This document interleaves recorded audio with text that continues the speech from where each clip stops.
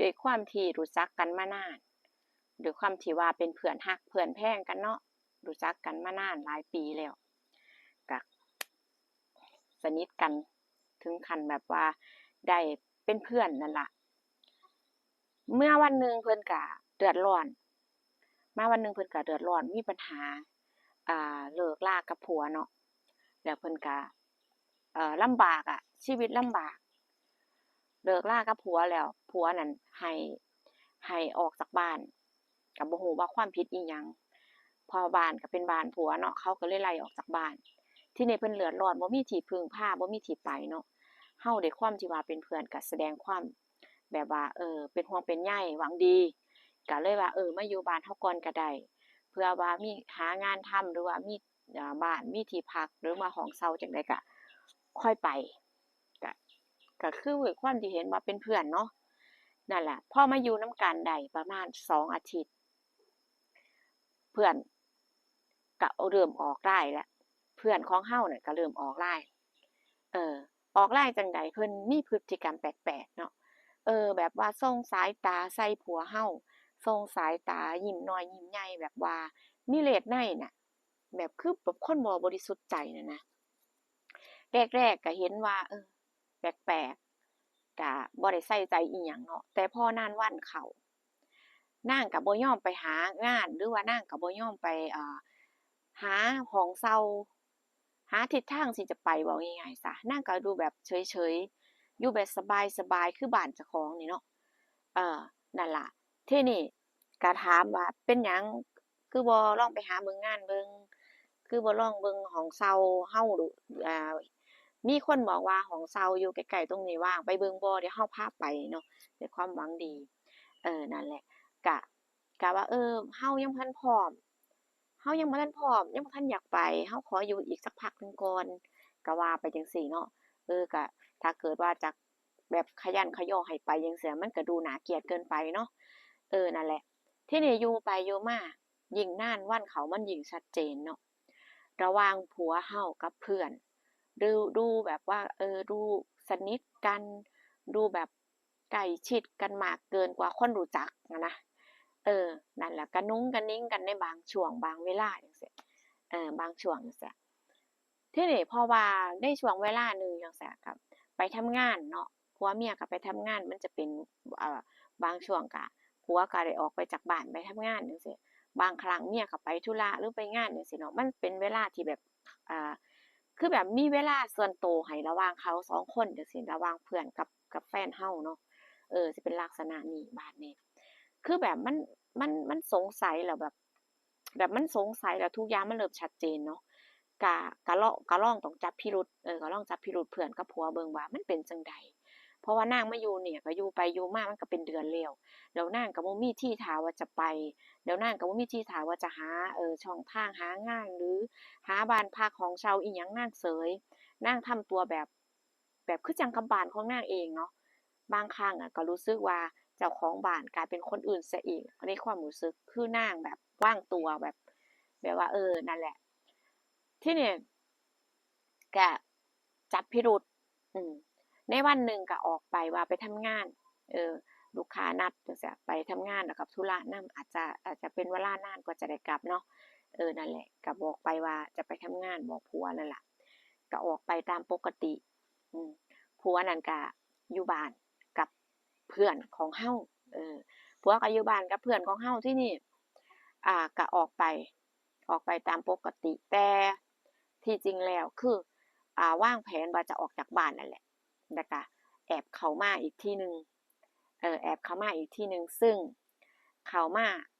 ก็แอบเข้ามาทางหลังบ้านเพราะว่าก็ก่อนออกไปก็วางแผนอิหยังอย่างดีนั่นล่ะว่าเฮ็ดจั่งใดวิธีใดสิได้เข้าบ้านเจ้าของแบบว่าได้มาจับผิดผัวกับเพื่อนนั่นแหละเนาะเพราะบ้านเจ้าของเราก็ต้องรู้ว่าช่องทางอิหยังที่ว่าประตูใดเข้าใดออกใดในช่วงใดจังซี้เนาะทีนี้ก็ออกไปแล้วก็กลับมาอีกที่หนึ่งประมาณ30นาทีย้อนกลับมาก็เข้าหลังบ้านแอบเข้าบ้านเจ้าของนั่นล่ะเข้าไปก็คือบ่คิดบ่ฝันว่าจะเห็นภาพบาดตาแบบนี้เนาะซึ่งบ่เคยคิดมาก่อนแกก็แบบที่แรกอะก็แค่สงสัยว่าเขาแบบว่า เขามีความพิเศษหรือว่าอิหยังกันแค่นั้นเนาะก็แบบในทางอารมณ์หรือสายตาบ่คิดว่ามันจะไปไกลขนาดนี้อะนะทีนี้เข้ามาในบ้านเนาะก็เห็น2คนเพิ่นกำลังนัวเนียกันอยู่นั่นแหละผู้หญิงผู้ชายอยู่นำกันอ่าทีนี้เขามาเห็นก็เห็นภาพตามตาแล้วที่สำคัญก็คือว่าอยู่ห้องเจ้าของพร้อมอยู่ห้องนอนเจ้าของพร้อมอืม ก็คือแบบมันควบคุมเจ้าของบ่อยู่เนาะควบคุมสติบ่อยู่นางก็เข้าไปปะทะอย่างจังเลยไล่เพื่อนออกจากบ้านในวันนั้นแต่ว่าผัวนั้นบ่กล้าเอ่ยหรือว่าบ่กล้าอันโต้แย้งเพราะว่าถ้าเกิดว่าผัวโต้แย้งก็คือผัวก็ต้องได้ออกจากบ้านในวันนั้นคือกันนั่นล่ะในความที่แบบอารมณ์แบบมันขึ้นเนาะนั่นแหละก็ได้ลงไม้ลงมือเออลงไม้ลงมือกันแล้วก็ ไล่ให้เพื่อนออกจากบ้านในวันนั้นโดยที่บ่ให้อภัยเลยไล่ออกจากบ้านว่าเลิกคบกันนับตั้งแต่วันนี้เป็นต้นไปตัดขาดกันในความเป็นเพื่อนไผสิคบได้ไผสิทนอยู่กับพฤติกรรมที่เพื่อนแบบว่าทรยศขนาดนี้ด้วยความที่แบบเป็นห่วงหวังดีช่วยเหลือเพิ่นเห็นว่าเพิ่นนั่นมีปัญหาครอบครัวครอบครัวแตกแยกหนีมาหนีปัญหามาก็คือว่าช่วยเหลือ ให้เพิ่นพักอาศัยอยู่บ้านให้ที่นอนให้ที่กินให้ที่ซุกหัวนอนมีข้าวให้กินอ่าแต่ว่าสุดท้ายนี่ล่ะเพิ่นว่ากินบนเรือนขี่บนหลังคามันก็จั่งซี้เนาะแต่ว่าใจคนนี่ก็ยอมรับว่าเป็นหยังคือเฮ็ดได้คือใจดำคักอีหลีอ่านั่นแหละบางคนนี่ก็ศีลธรรมเนาะบ่มีในใจเลยก็มีเดะบางคนนี่ใจดำอีหลีแล้วทีนี้มันก็จะโทษแต่ฝ่ายหญิงฝ่ายเดียวก็บ่ได้เนาะถ้าเกิดว่าฝ่ายชายบ่อ่าเป็นใจมันก็คงจะบ่เกิดเรื่องแบบนี้ขึ้นแม่นบ่ทุกคนมันก็คงจะบ่เกิดเรื่องแบบนี้ขึ้นเรื่องแย่ๆแบบนี้เนาะนั่นแหละทีนี้ก็ย้อนกลับมาหาผัวผัวนั่นก็ยอมรับผิดทุกอย่างยอมรับผิดทุกอย่างก็ว่าต่อไปก็สิปรับปรุงแล้วก็จะเปลี่ยนเจ้าของเปลี่ยนอ่าปรับปรุงเปลี่ยนสิบ่ทำตัวแบบนี้อีก สิบ่ทำตัวแบบนี้อีกยอมรับว่าผิดเรื่องที่มันเกิดขึ้นก็ยอมรับผิดทุกอย่างแล้วก็ขอโทษขอโอกาสขอโทษขอโอกาสแต่ว่ากับผัวก็บ่เคยมีนิสัยเจ้าชู้หรือว่าก็บ่มีพฤติกรรมอิหยังที่แบบว่าแอบนอกใจหรือว่าอิหยังดอกนะบ่เคยเป็นก็เนี่ยเป็นครั้งแรกของผัวน่ะนะทีนี้มันก็จักสิโทษแต่ฝ่ายหญิงก็บ่ได้เนาะฝ่ายหญิงฝ่ายชายมันก็ต้องอ่ารู้เห็นเป็นใจกันนั่นแหละแต่ว่าก็ด้วยความรักแล้วก็คือความผูกพันระหว่างผัวเมียเนาะมันก็ตัดบ่ขาดเสียทีเดียว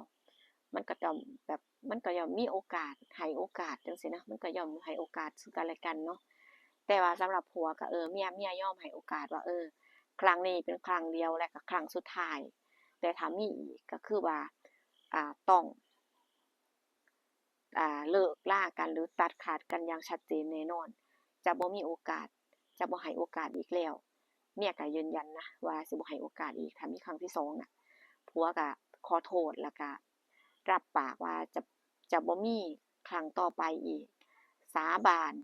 อันนี้คำสาบานมันเป็นแค่คำพูดเนาะมันเป็นแค่อ่า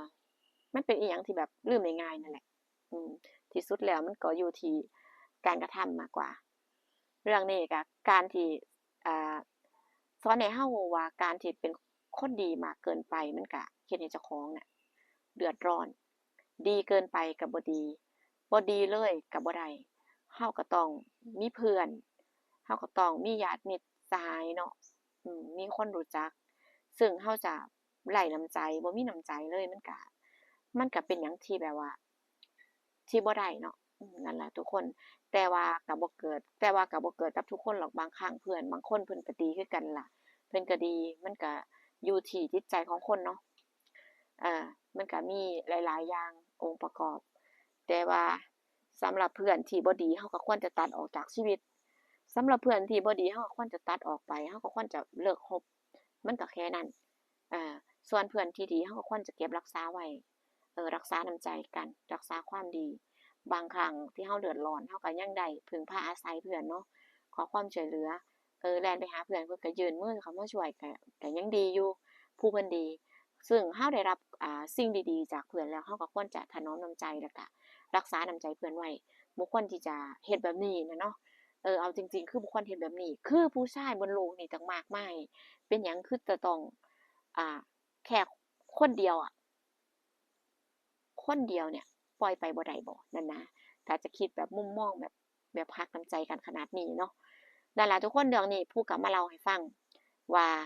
ระหว่างเพื่อนเนาะทรยศเพื่อนทรยศเพื่อนแอบมีชู้กับสามีของเพื่อนมันก็เป็นอิหยังที่แบบว่าเจ็บปวดแล้วก็เป็นอิหยังที่แบบรับบ่ได้เนาะเออถ้าเมื่อเราเจอเพื่อนแบบนี้มันก็ต้องตัดอะมันก็ต้องตัดต้องเลิกคบเพื่อนบ่ดีเราก็เลิกคบเนาะมันก็แค่นั้นทุกคนเจอกันคลิปหน้ามาดูว่าคลิปหน้าพูดสิมีเรื่องเล่าหยังมาเล่าสู่กันฟังอีกขอบคุณทุกการรับชมแล้วก็ขอบคุณการกดไลค์กดแชร์กด Subscribe ให้เป็นกำลังใจช่องน้อยๆของพูดเด้อเจอกันคลิปหน้าพี่น้องเดี๋ยวพูดจะหาเรื่องเล่าหยังที่น่าสนใจมาเล่าสู่เพื่อนๆพี่ๆฟังขอบคุณกำลังใจหลายๆแล้วก็เจอกันคลิปหน้าสวัสดีค่ะ